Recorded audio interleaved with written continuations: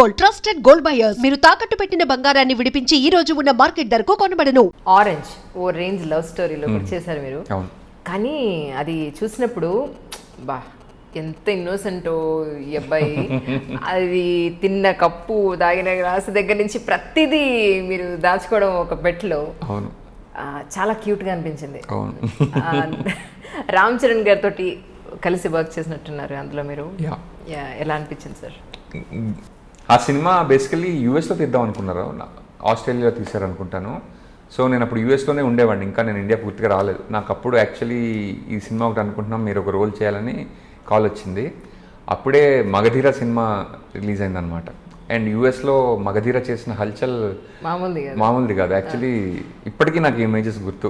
Edison దగ్గర సినిమాకి వెళ్తే ఇక్కడ ఎట్లా ఉండేదో క్యూ, అట్లా అక్కడ సాధారణంగా సినిమాలకి క్యూలు చాలా తక్కువ ఉంటాయి. మనం వెళ్ళి టికెట్ తీసుకోవడం వచ్చేయడం అనమాట.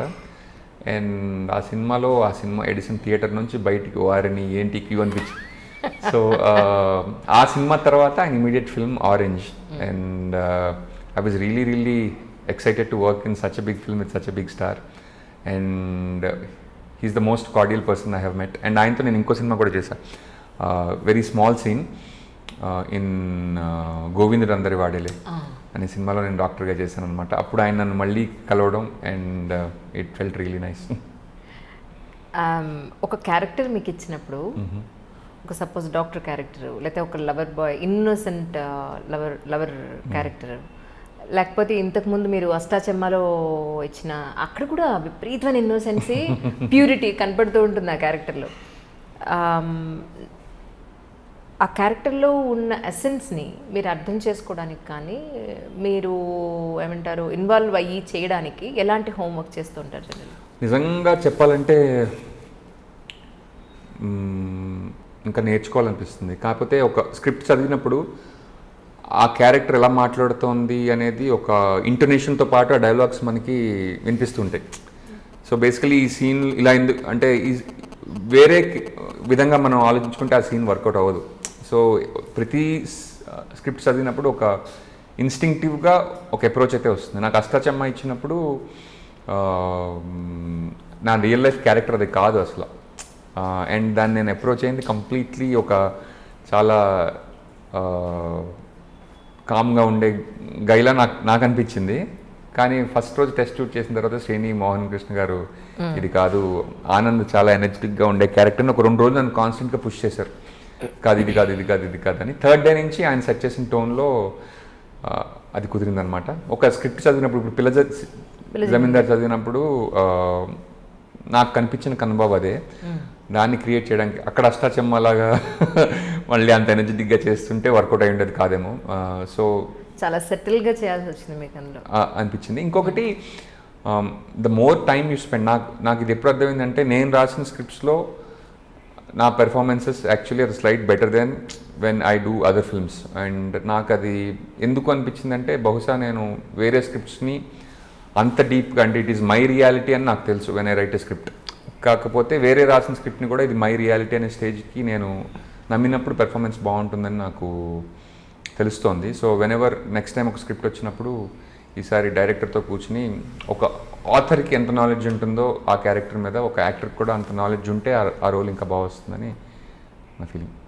కానీ యాక్టింగ్ అనేది బయట కామన్ మెన్ యాక్టింగే కదా, సినిమాయే కదా అని అనుకుంటారు. కానీ నిజానికి మనం ప్రాక్టికల్గా మాట్లాడుకుంటే ఒరిజినల్గా మనకు ఒక క్యారెక్టర్ ఉంటుంది. అది కామ్ గోయింగ్గా, లేకపోతే బాగా బబ్లీగా ఉంటామా, ఎక్కువ మాట్లాడేస్తామా, అస్సలు మాట్లాడమా అనేది మన పర్సనల్ క్యారెక్టర్ అది. కానీ సినిమాకి వచ్చేటప్పటికి మనకు క్వైట్ ఆపోజిట్ కూడా మనం చేయాల్సిన సిచ్యువేషన్స్ వస్తుంటాయి. అన్నీ మన క్యారెక్టర్లోనే మనం ఉన్నట్టుగా, నిజ జీవితంలో ఉన్నట్టుగా రావు. దానికి తగ్గట్టుగా మన మైండ్ని, మన బాడీని, ప్రతి డైలాగ్ డెలివరీని కూడా మౌల్డ్ చేసుకుని యాక్ట్ చేయాలి అని అంటే అసలు మామూలు విషయం కాదండి. ఎంత ప్రాక్టీస్ చేయాలి, ఎంత మెంటల్ మదనం ఉంటుంది అందులో అనేది. ఫస్ట్ అది బాగా చేయాలని కోరికతో మొదలవుతుందండి. అండ్ బేసిక్లీ కోరిక స్ట్రాంగ్ ఉన్నప్పుడు అదే నడిపిస్తుంది. అండ్ సమ్టైమ్స్ మనం కూడా డిజిల్యూషన్ అయిపోతాం మన కోరికతోటి. అది కూడా తెలుస్తూ ఉంటుంది. So to stay in love with what you're doing is like the key to doing good work అని నా ఫీలింగ్. సొసైటీలో జనాలు యాక్టింగ్ కూడా ఒక ప్రొఫెషన్ అని యాక్సెప్ట్ చేసే సిచ్యువేషన్స్ ఉన్నాయంటారా? యాక్టింగ్ కూడా ప్రొఫెషన్ యాక్సెప్ట్ చేసే situations, actually it's a very great profession అని యాక్సెప్ట్ చేసే సిచ్యువేషన్స్ చాలా ఉన్నాయి. కానీ ఫ్యామిలీ వాళ్ళకి నేను యాక్టర్ అవుతాను అంటే యాక్సెప్ట్ చేసే సిచ్యువేషన్స్ ఒకప్పుడు లేవేమో, కానీ ఇప్పుడు ఉన్నాయేమో అనిపిస్తుంది. Because there are so many avenues. కానీ రైటింగ్ కూడా ఒక ప్రొఫెషన్ అని యాక్సెప్ట్ చేసే సిచ్యువేషన్ ఇంకా తక్కువే అని నా నమ్మకం.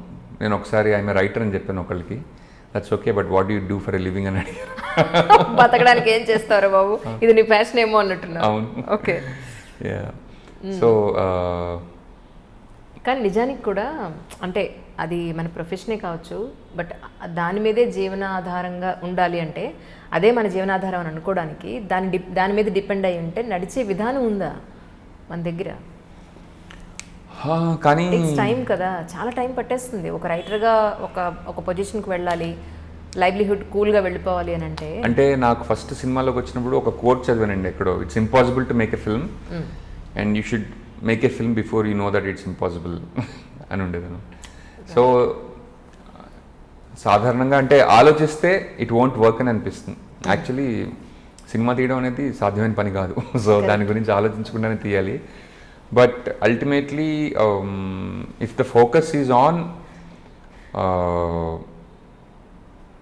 డూయింగ్ ఇట్ రాదర్ దెన్ దాని నుంచి నాకేమొస్తుంది, దాని నుంచి నేను ఎంత డబ్బులు సంపాదించుకున్నాను కాకపోతే డబ్బులు వస్తాయి. It's by product of what you do. Definitely that's a way forward. Okay. Lockdown period అంతా అంటే ఏమన్నా ప్రొడక్టివిటీ అని చేయగలిగారా? అంటే ఒక్క ప్రొడక్టివిటీ ఏంటంటే ఈ సినిమా అప్పుడు ఆల్మోస్ట్ ఇంకా ఒక స్కెడ్యూల్ మిగిలింది. అది ఫినిష్ చేయడానికి, ఎడిట్ చేయడానికి, పోస్ట్ ప్రొడక్షన్లో చాలా టైం పట్టింది. అండ్ నేను ఇంకొక వెబ్ సిరీస్కి ఆమె షో రన్నర్. అండ్ దాంతో కూడా స్టోరీ డిస్కషన్స్లో కోవిడ్లోనే we spent a lot of time. But ఇప్పుడు ఆలోచిస్తుంటే ఇంకా ఎఫిషియెంట్గా ఏమైనా చేసి ఉండొచ్చేమో అనిపిస్తుంది. యాక్చువల్లీ ప్రస్తుతానికంటే ఓటీటీ ప్లాట్ఫామ్కి సంబంధించి మీరు ఏమన్నా మూవీస్ తీసే ఉద్దేశంలో ఉన్నారా? ఒక అమెజాన్ ప్రైమ్కి ఒక వెబ్ సిరీస్కి నేను షో రన్నర్గా చేస్తున్నానండి. ఓకే. ప్రస్తుతానికి అది ఒక్కటే. కాకపోతే ఓటీటీస్లో ఇంకా చాలా ఫ్లెక్సిబిలిటీ ఉంటుందని అనిపిస్తుంది. అండ్ ఇప్పుడు హిందీలో ఉన్నంత బడ్జెట్లు తెలుగులో ఇంకా లేవు. బట్ డెఫినెట్లీ తెలుగులో కూడా అంటే ముందు హిందీలో అయ్యి తర్వాత తెలుగులో అంటే ఇట్ విల్ ఫాలో అని బడ్జెట్లు పెరిగి మంచి సినిమాలు తీసే అవకాశం రావడానికి నెక్స్ట్ 2-3 ఇయర్స్లో ఛాన్స్ ఉందని అనిపిస్తుంది. మీరు రాసుకున్న కథలకే మీరు డైరెక్ట్ చేస్తారా, లేదా మీకు ఎవరైనా కథ తీసుకొచ్చి మీకు నచ్చితే మీరు డైరెక్ట్ చేసే అవకాశం ఉంటుంది? నేను యాక్చువల్లీ వేరే కథని డైరెక్ట్ చేయలేనేమో అండి. ఎందుకంటే నా కథని వేరే వాళ్ళు డైరెక్ట్ చేయడానికి నాకు ఓకే. కాకపోతే నాకు ఎందుకో అది చేయలేనేమో అనిపిస్తుంది. But unless I really come across a story that ఇది నేనే రాస్తే బాగుండేదని నచ్చినంత స్టోరీ, అంటే నచ్చడం నచ్చకపోవడం కూడా కాదు, అది మనకి రియల్గా అనిపిస్తే డెఫినెట్గా చేస్తాం. లాస్ట్ టైము మీరు ఒక షోలో చెప్పారేంటంటే ఫలానా అబ్బాయి ఫలానా అమ్మాయి అని, ఎంతవరకు వచ్చింది సార్? అది 50% అయింది. అవునా? అది యుఎస్లో సగం తీయాలి సినిమా, ఇండియాలో సగం తీయాలి. ఇండియా సగం అయిపోయిందండి.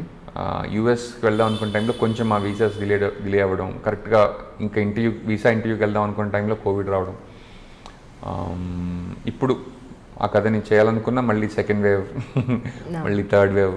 కానీ నా ఫేవరెట్ స్టోరీ అది. అండ్ శౌర్యకి మాల్వికకి ఇద్దరికి మొత్తం ఒక 50% సినిమా అయింది. వాళ్ళు చూశారు అండ్ ఎప్పుడు ఆ సినిమా అని ఇంకా వాళ్ళు అంతే ఎంతూజియాజంతో ఉన్నారు కథ మీద. So I'm really excited about that story. Next బహుశా దాని గురించి ఎక్కడ అసలు బయటికి టాక్ రాలేదు. టైటిల్ వచ్చింది అండ్ లోగో వచ్చింది. బేసికలీ ఒక పోస్టర్ ఏదో రిలీజ్ చేసాం. But it's not in a place where we can start talking about it. ఎందుకంటే ఆ సినిమా తీయడానికి ఇంకా ఎప్పుడు మొదలవుతుందో కూడా తెలియట్లేదు because of current Covid situation. So and for more videos, please subscribe to iDream. Please subscribe to iDream. Please subscribe iDream. And please subscribe to iDream. For more videos, subscribe to iDream. please like, share and subscribe to the channel. Congratulations, iDream. Subscribe to iDream. Subscribe to iDream. So subscribe to iDream Media. iDream ki iDream team andarki huge congratulations. Please subscribe iDream Media. Please subscribe to iDream. Subscribe iDream. Please subscribe to iDream.